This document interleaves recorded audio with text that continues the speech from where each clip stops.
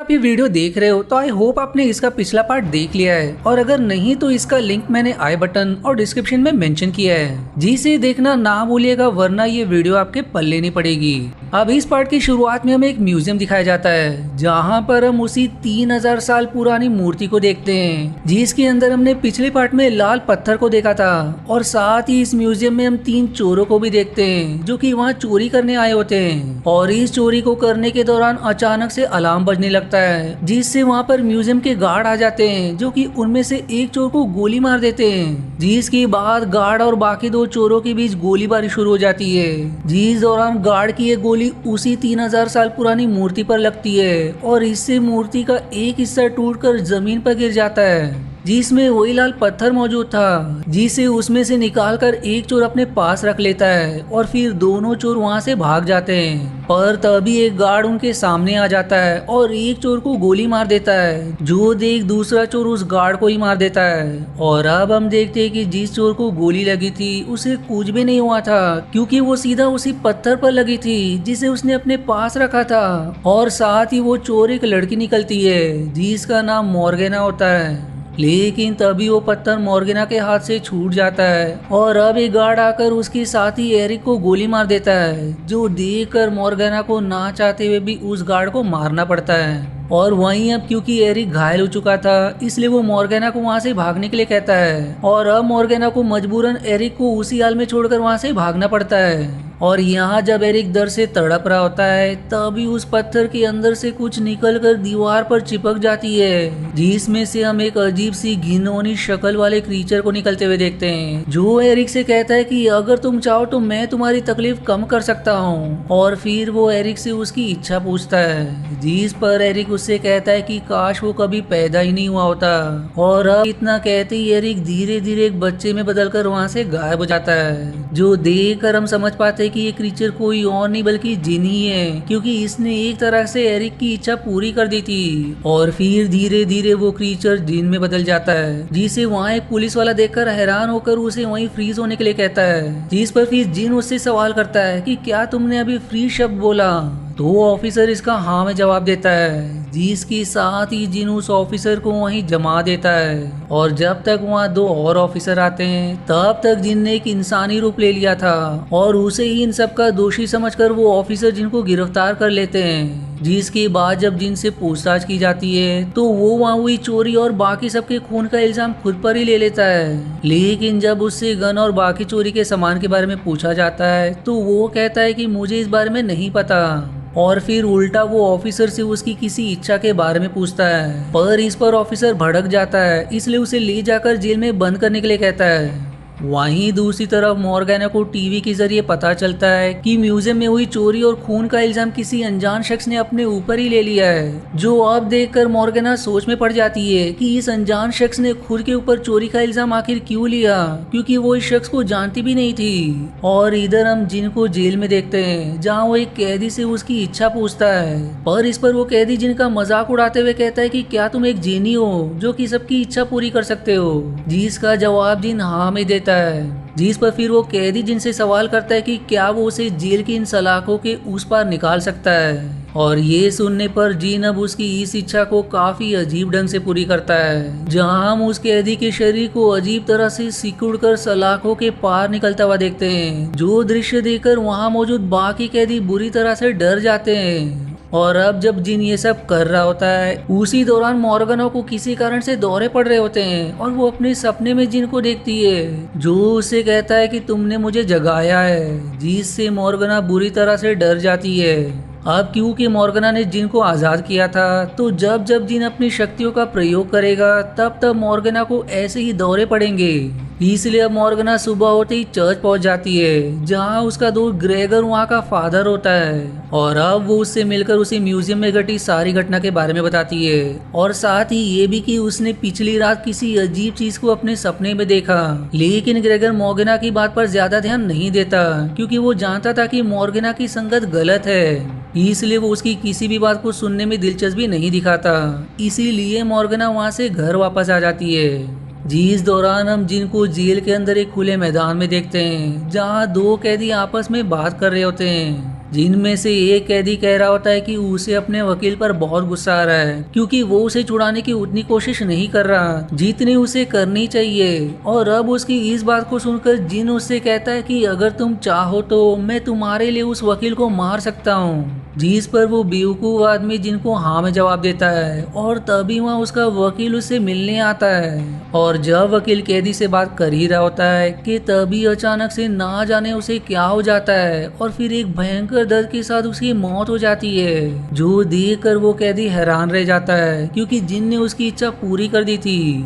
अब इसके बाद हमें मॉर्गना को दिखाया जाता है जो कि उसी 3000 साल पुरानी मूर्ति के बारे में पता कर रही होती है। और तभी वहाँ उससे मिलने ग्रेगर आता है जो कि मॉर्गना से पहले तो अपने बर्ताव के बारे में माफी मांगता है और फिर मॉर्गना से उसकी बात बताने के लिए कहता है। जिस पर मॉर्गना बताती कि जो आदमी पकड़ा गया है उसने पता नहीं क्यों चोरी का इल्जाम खुद पर लिया है जो उसे समझ नहीं आ रहा। इस पर ग्रेगर उसे कहता है कि उसे खुद जाकर उस आदमी से मिलकर इसके बारे में पता करना चाहिए। वहीं इधर जिन के पास ओसिप नाम का एक कैदी आता है जो कि जिन से उसके बारे में पूछता है कि क्या वही यहाँ लोगों की इच्छाएं पूरी कर रहा है, जिस पर जिन हाँ में जवाब देता है। और अब इस पर ओसिप जिन से फिर से सवाल करता है कि क्या वो एक शैतान है और अगर ऐसा है भी तो उसे इससे कोई फर्क भी नहीं पड़ता क्योंकि उसे तो बस अपनी इच्छा पूरी करवानी है। जिस पर फिर जिन कहता है कि वो किसी की भी बस एक ही इच्छा पूरी कर सकता है जिसके बदले उसे उस आदमी की आत्मा चाहिए। और अब इस पर ओसिप बिना कुछ सोचे समझे जिन से जेल से आजाद होने की इच्छा प्रकट करता है, पर तभी वहाँ एक ऑफिसर आकर ओसिप को वहाँ से भगा देता है और जिन से कहता है कि तुमसे कोई लड़की मिलने आई है। जिसकी बाद जिन जाकर देखता है तो उससे मिलने मॉर्गना आई होती है, जिससे जिन कहता है कि तुमसे फिर से मिलकर खुशी हुई। अब मॉर्गना जिन से सवाल करती है कि वो पहली बार कब मिले, तो जिन कहता है कि म्यूजियम में। और आगे वो ये भी बताता है कि उसने ये चोरी का इल्जाम अपने ऊपर इसलिए लिया क्योंकि वो नहीं चाहता था कि मॉर्गना को सजा हो क्योंकि उसी ने जिनको जगाया है। इसीलिए वो सही समय आने तक मॉर्गना को कुछ भी होने नहीं देगा,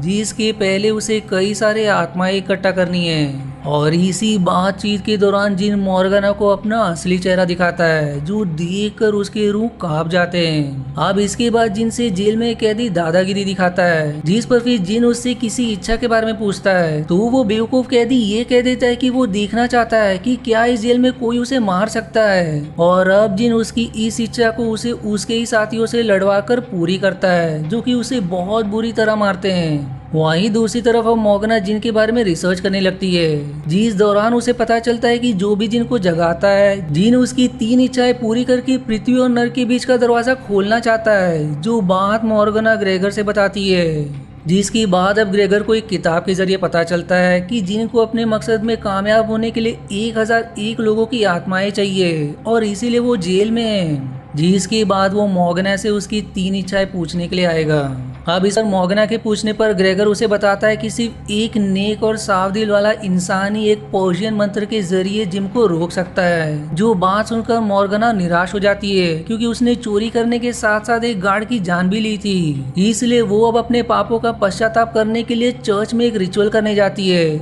और साथ ही वो सारा चोरी किया हुआ सामान म्यूजियम में वापस छोड़ आती है। जिसके बाद हमें जिन को दिखाया जाता है जो कि ओसिप के साथ चेस खेल रहा होता है, जहां एक गार्ड आकर जिन को जेल में कैदियों से ज्यादा बात करने के लिए मना करता है। जिस पर फिर जिन सीधा उससे उसकी इच्छा पूछता है, जिस पर वो गार्ड कहता है कि मैं तुम्हें अकेले में सबक सिखाना चाहता हूँ। और अब जिन उसकी भी इच्छा पूरी कर देता है, जहां अगले ही पल गार्ड खुद को एक अजीब जगह पाता है जहां जिन उसके सामने अपने असली रूप में होता है और साथ ही जिन अब उस गार्ड को मारकर उसका रूप ले लेता है और फिर जाकर ओसिप से उसका इच्छा पूछता है। ओसिप अब जिन को गार्ड के रूप में देखकर मान लेता है कि वो सच में एक शैतान है, जिसके बाद वो जिन से जेल से बाहर निकलने की ख्वाहिश व्यक्त करता है। जिसकी इतना कहते ही जेल के सारे दरवाजे खुल जाते हैं और साथ ही जिन भी ओसिप के साथ निकल पड़ता है। वहीं दूसरी तरफ मॉर्गना ग्रेगर से बताती कि उसने विजन देखा कि जिन जेल से एक अन्य कैदी के साथ बाहर आ चुका है और अब इसके बाद हम ओसिफ को एक बार में जिन के साथ देखते हैं, जहाँ जिन के कहने पर ओसिफ वहाँ मौजूद बाकी सब लोगों से उनकी इच्छाओं के बारे में पूछता है और ये भी कहता है कि उसका दोस्त उनकी हर इच्छा पूरी कर सकता है, लेकिन कोई भी उसकी इस बात पर विश्वास नहीं करता,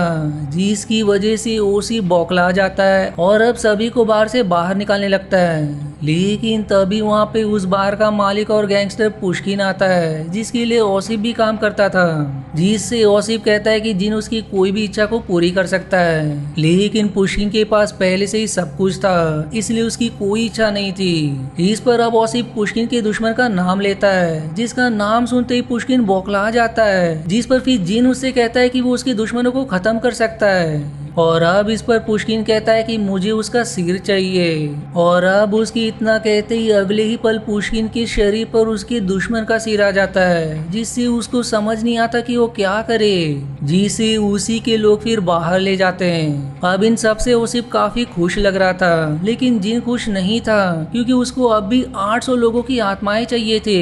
इसलिए ओसिफ उसे कसिनो में जाने के लिए कहता है, क्योंकि वहाँ हर किसी को कुछ न कुछ चाहिए। लेकिन तभी वहाँ अचानक से मॉर्गन आकर जिनको गोली मारती है, पर इससे उसे कुछ भी नहीं होता, बल्कि वो अपने असली रूप में आ जाता है। और अब ये देखकर मॉर्गना और ओसिफ दोनों ही दंग रह जाते हैं। अब यहाँ जिन मॉर्गना से कहता है कि वो जल्दी उसकी 3 इच्छाएं पूरी करके पृथ्वी पर राज करेगा, और अब उसकी ये बात सुनकर मॉर्गना वहाँ से भाग जाती है, जिसकी बाद वो ग्रेगर से इन सब के बारे में बताती है। इसलिए अब ग्रेगर और मॉर्गना ओसिफ से मिलने के लिए आते हैं, जो कि अब पुष्किन की जगह नया बॉस बन चुका था, इसलिए वो इन्हें नहीं बताता कि जिन कहाँ गया है। इसलिए अब ग्रेगर ओसिफ को जिन के बारे में बताता है कि कैसे वो इस पृथ्वी पर कब्जा करना चाहता है, लेकिन ओसिफ को लगता है कि अगर वो मॉर्गना को मार दे तो जिन अपने मकसद में कभी कामयाबी नहीं होगा, इसलिए वो तुरंत मॉर्गना पर गोली चला देता है, पर इससे उसे कुछ भी नहीं होता।